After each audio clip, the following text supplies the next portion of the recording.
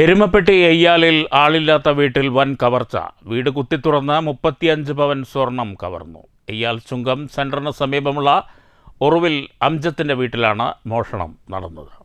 പാലക്കാട് കഞ്ചിക്കോട്ടുള്ള സ്വകാര്യ സ്ഥാപനത്തിൽ ജോലിക്കാരനായ അംജത്ത് ജോലിസ്ഥലത്താണ് താമസിക്കുന്നത്.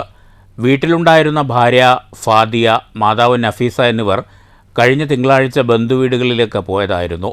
ഇന്നലെ രാത്രി തിരിച്ചെത്തിയപ്പോഴാണ് മോഷണ വിവരം അറിയുന്നത്.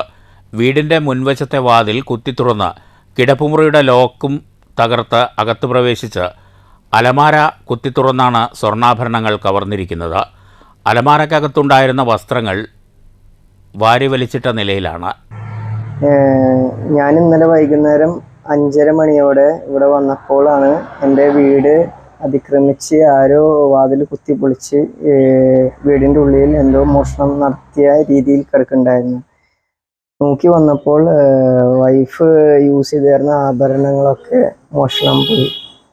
അതിൻ്റെ അന്വേഷണത്തിൽ ആണ് പിന്നെ പോലീസെ വിളിച്ച് എരുമപ്പെട്ടി പോലീസ് സ്റ്റേഷനിൽ റിപ്പോർട്ട് ചെയ്തത്. അവർ വഴി കേസെടുത്തു. അതൊക്കെയാണ് ഇപ്പോൾ നിലവിലുള്ളത്.